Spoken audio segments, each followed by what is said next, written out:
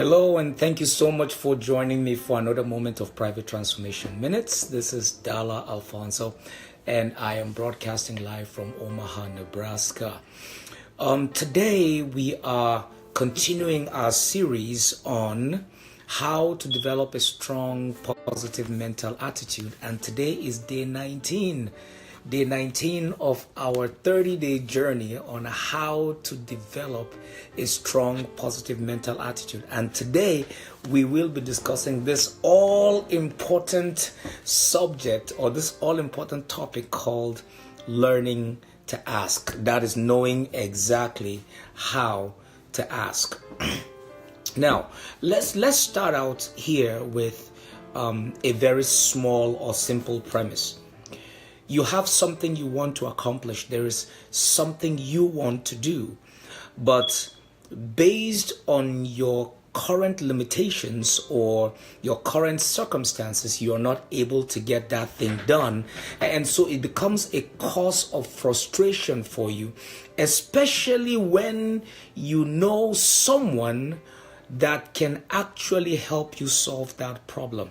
But instead, you want to try to solve that problem yourself, and it is frustrating because you are going nowhere. So that is what we are going to be discussing this morning: how to develop a strong, positive mental attitude with a focus on learning how to ask. Now, if you're joining us, please do me a huge favor.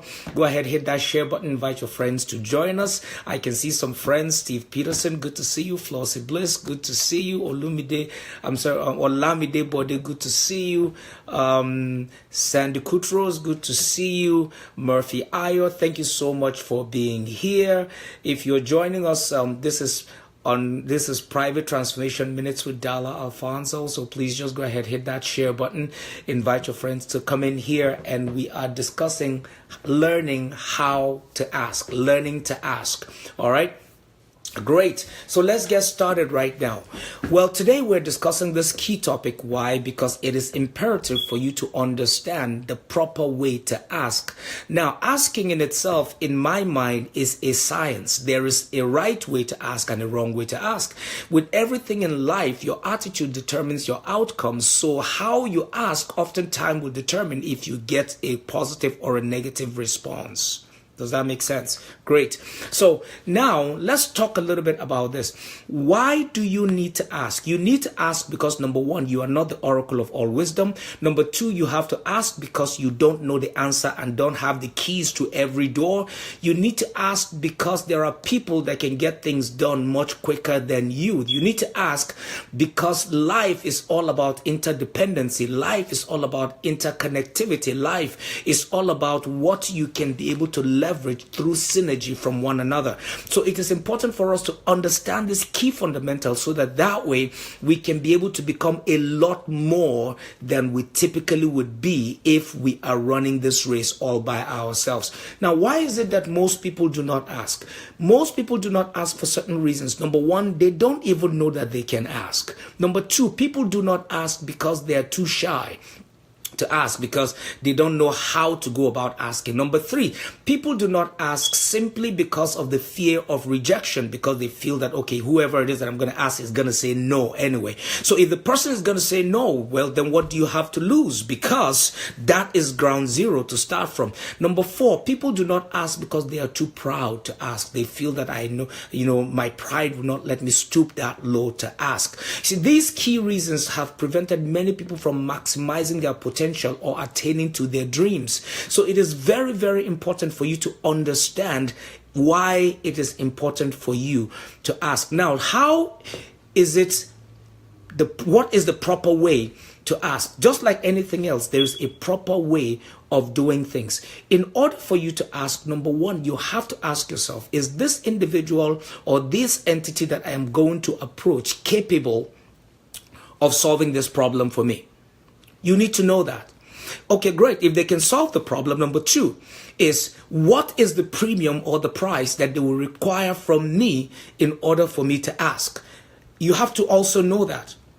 Number three, What exactly am I asking for? If you cannot communicate what you're asking for within the first 1 to 3 minutes, then you have a lot of work to do. That means you need to go back and sit down and ask yourself, what exactly is it that I want? Because if you are not able to articulate in clear terms, in order for the individual that is listening to you to comprehend in that short time exactly what it is that you're asking for, then it will mean one or two things. You are going to leave there disappointed, or you are going to leave there without being able to accomplish the reason why you went there in the first place.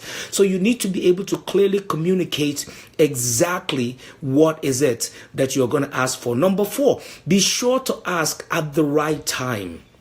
There is a right time for everything. You do not corner a person when they're going through, they're in a crisis mode or at a serious time where they're trying to get to something. There is a right time to ask. You have to watch their mood. You need to time them. You need to look at their schedule. You need to know the right time. And there's a proper way to ask. If I were you, if I want to ask somebody or meet with someone to discuss something that is very, very critical to my future, most likely I'll write them a formal letter or try to figure out a way to sit down with them and ask for 5 minutes, and in those 5 minutes pitch my idea and deliver it with excellence. And in most cases, if you do your job right, most cases that individual will give you a little bit more time so that they can comprehend exactly what it is that you're saying and see how they can engage you. All right. Number 5, the right way to ask. It is always important for you to observe the protocol of the individual in question. Not everybody likes to be caught, to be met openly. Some people prefer, for you to set an appointment or meet them in specific environments. Pay attention to the protocol of the individual that you're trying to connect with. Number 6, it is also very, very important to be thankful. Prepare yourself while you get there so that you can get what it is that you desire. But it is important to show appreciation. Be appreciative of what it is they're asking for. And much, much, much, much, much. Here the emphasis on the much, much more importantly, is that you must never go ask anybody with a sense of entitlement.